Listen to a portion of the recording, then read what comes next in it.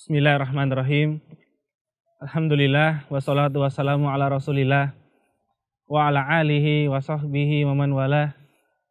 Asyhadu an la ilaha illallah wahdahu la syarikalah wa asyhadu anna Muhammadan abduhu wa rasuluh. Ikhwati fillah rahimani wa rahimakumullah. Saudara-saudaraku sekalian yang semoga dirahmati Allah Subhanahu wa taala. Zaman sekarang adalah zaman yang serba praktis. Semua orang menginginkan agar dalam tempo atau dalam waktu yang singkat mereka mendapatkan hasil yang sangat banyak. Sehingga tidak aneh pada zaman ini kemudian sebagian orang telah menciptakan produk-produk yang mendukung hal tersebut. Ditemukan diantaranya adalah mie instan, kemudian ada bubur instan, ada nasi instan, dan di Yogyakarta telah kita ketahui ada tiwul instan. Semua itu untuk mendukung agar manusia melakukan sesuatu perbuatan, sebuah amal dalam waktu yang singkat tapi menghasilkan hasil yang sangat besar atau sangat banyak. Apakah kemudian metode ini atau model seperti ini hanya khusus dipakai dalam melaksanakan kegiatan dunia? Ternyata tidak. Ternyata untuk akhirat pun kita bisa melakukan hal-hal yang praktis seperti ini. Menghemat tenaga, waktunya kemudian sedikit dengan perbuatan yang mudah dilaksanakan, tapi ternyata mendapatkan hasil yang sangat maksimal. Kenapa?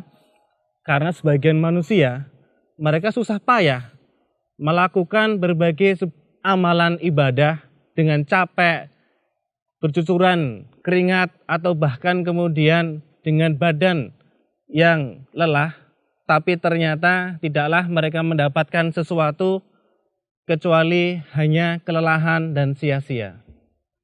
Di antara contoh sebuah perbuatan yang kemudian bisa kita lakukan, sangat mudah sekali kita lakukan, dan ternyata sangat dekat untuk kita lakukan adalah birrul walidain, yaitu berbuat baik kepada kedua orang tua.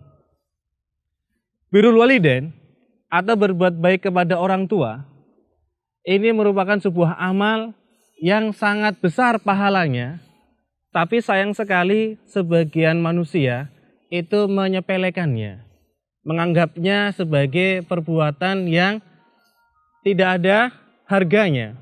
Padahal di dalam kacamata Islam, berbuat baik kepada orang tua itu sangat memiliki pahala yang sangat besar. Di antara dalil-dalil yang kemudian menguatkan hal tersebut adalah salah seorang sahabat, Ibnu Mas'ud, pernah bertanya kepada Nabi Muhammad SAW. Beliau bertanya, Ayul amal ahabu ilallah. Amal apa yang paling dicintai oleh Allah Subhanahu wa taala?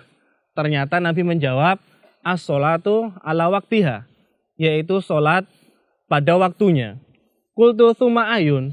Kemudian beliau bertanya lagi, kemudian apa wahai Rasulullah?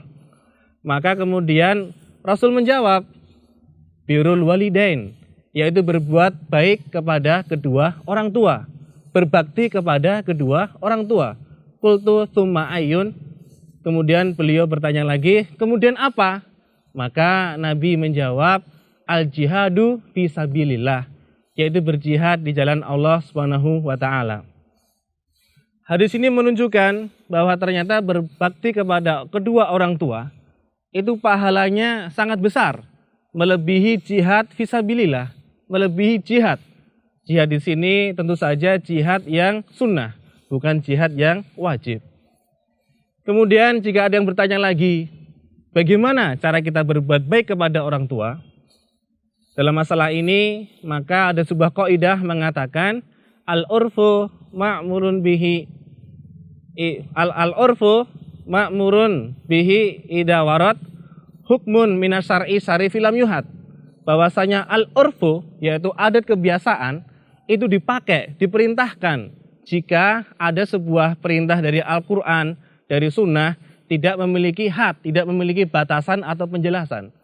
Maka kemudian berbuat baik kepada kedua orang tua itu disesuaikan dengan adat kebiasaan, disesuaikan dengan al-urf atau kebiasaan masyarakat. Dan ini sangat mudah. Apa-apa yang menurut masyarakat itu baik, jika kita berikan kepada orang tua, maka kita akan mendapatkan pahala yang sangat besar.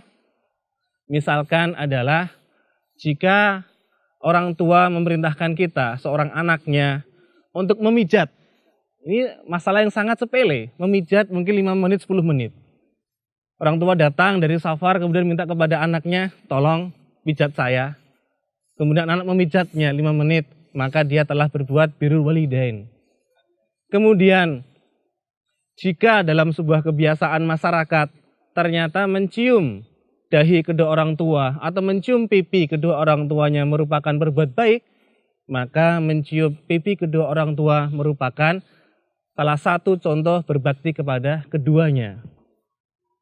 Itu juga merupakan amalan-amalan yang sangat mudah.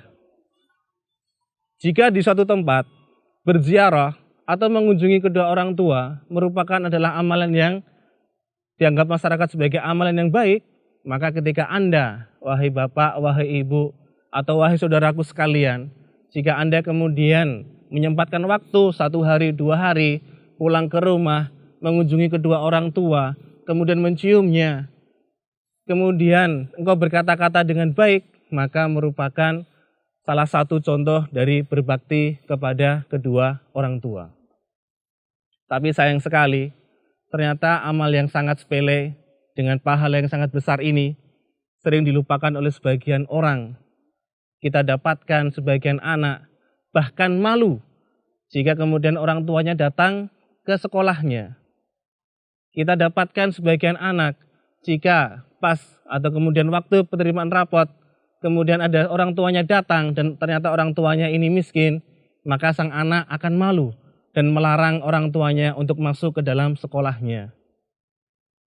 Sayang sekali, padahal amal ini sangat besar pahalanya dan semoga kita termasuk dari orang-orang dan semoga kita tidak termasuk dari orang-orang yang telah Nabi sabdakan, rogima anfi rojulin adroka abawaihi o ahadahuma lam yudkhilhu al-jannah. Sungguh rugi orang yang dia mendapatkan kedua orang tuanya dalam keadaan tua, dalam keadaan payah, dan tidak menyebabkan dia masuk ke dalam surga. Subhanakallahumma rabbana bihamdik asyhadu alla ilaha anta astaghfiruka wa atubu ilaik.